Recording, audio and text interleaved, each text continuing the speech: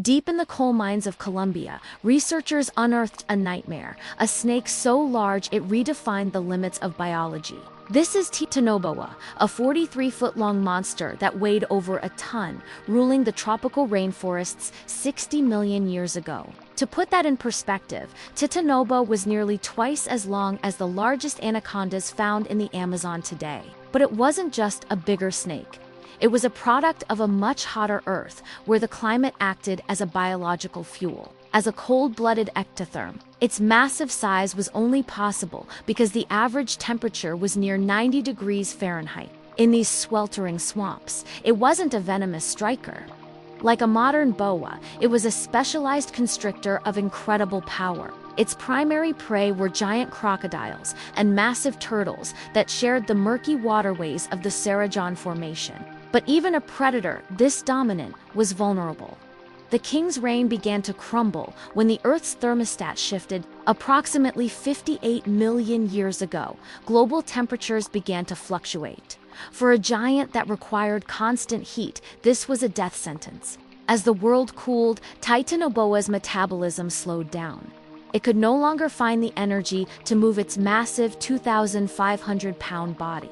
Smaller, more agile snakes began to take over, needing less food and less heat to survive in the changing environment. But what if the world had stayed hot? The Amazon today could have been home to a predator that could swallow a cow whole. A modern Titanoboa would face new obstacles, the loss of its habitat, and the constant noise of an industrial world. Our modern rivers are often too shallow for a creature that needs deep water to support its immense weight. The survival of such a giant would require an environmental tipping point that humans are now inadvertently creating. Rising temperatures today are slowly bringing back the conditions needed for reptiles to break their current size limits. The secret to its power lay in the bone. To hunt titans, you need a jaw that can defy the laws of physics. A snake's skull is not a single solid piece, but a complex assembly of mobile bones that function like a high-tech machine. Titanoboa's lower jaw was connected by flexible ligaments, allowing it to expand and swallow prey much wider than its own body. Inside that mouth, hundreds of recurved teeth acted like biological fishhooks, ensuring that once prey was caught, there was no escape. But size alone didn't make it a king. Its weight of 2,500 pounds meant it was a master of the water, not the land. On land, its own mass would have been a burden, but in the murky prehistoric rivers, it was a silent, buoyant phantom. This brings us to a chilling possibility. If the Earth continues to warm, could nature ever repeat this experiment in size? Biologically, snakes have no fixed adult-size day. Continue to grow as long as they live, and the environment provides enough heat. Yet, a modern world wouldn't be as welcoming as the coal swamps of 60 million years ago. Our modern rivers are frequently interrupted by dams and industrial shipping, leaving little room for a 40-foot ghost to hide. Furthermore, the massive prey it once relied on 10-foot crocodiles and giant turtles are now far less common. A Titanoboa today would be a starving king, struggling to find the thousands of calories needed to fuel its massive frame. Yet, sightings of megasnakes persist in the deepest corners of the Amazon, fueled by ancient legends and blurred photographs. Could a remnant of this titan line still be hiding in a place where the heat never left? Or is Titanoboa destined to remain a warning from the past, a reminder of what happens when the climate reaches its limit? As we study its bones, we learn that the story of the largest snake is actually the story of our planet's shifting heat.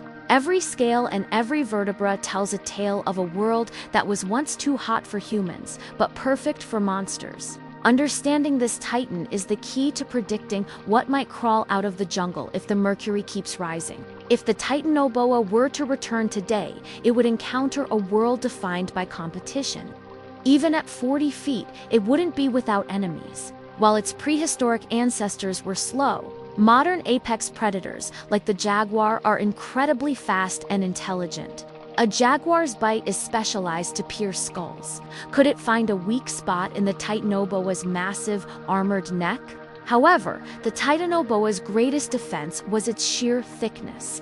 Its body was wider than a human man's shoulders. This mass allowed it to absorb incredible amounts of punishment, making it nearly impossible for smaller predators to deliver a killing blow. But in the water, a new challenger awaits: the giant otter.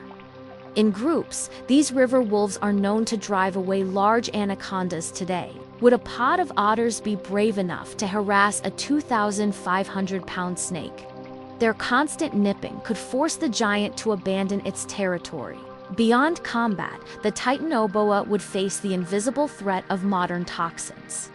Large predators accumulate the most pollution in their bodies. Heavy metals from mining and chemicals from agriculture would hit a giant like Titanoboa harder than any other creature. This biological sensitivity makes the return of such a titan unlikely in our current disturbed ecosystems. Yet, the story of the Titanoboa teaches us that life is incredibly resilient. It survived the fallout of the dinosaur extinction. It adapted to a world that was literally steaming, turning extreme heat into a source of godlike power. To see this creature alive today, we wouldn't look at the land, but deep into the undisturbed, flooded forests. There, it would move with the silence of a cloud, its heartbeat slow, waiting for a prey that might never come. In these hidden pockets of the world, the spirit of the Titanoboa lives on in its smaller, yet still formidable, descendants. The anaconda is the reigning queen, but she is a mere shadow of what once existed when the world was on fire. But every legend once had a beginning, and for the Titanoboa, life started in a world where even the infants had to be survivors. A newborn Titanoboa was already nearly 3 feet long, larger than many adult snakes today, and ready to hunt from the moment it hatched. In the shallow, protected nurseries of the swamp, these young giants fed on small fish and amphibians, rapidly packing on weight. But their growth wasn't just about food. It was about the relentless, oppressive heat that allowed their cells to divide at an incredible rate. This link between heat and size is a biological law that defined the era of the Paleocene. It created a world of maximums. As we look at the fossils today, we aren't just looking at a snake. We are looking at a climate record written in bone. Each segment of its spine tells us about the humidity, the oxygen, and the staggering temperatures of a planet in transition. The Titanoboa eventually vanished because it was too specialized. It was a king that could only rule in one very specific kingdom. When that kingdom changed, the king fell.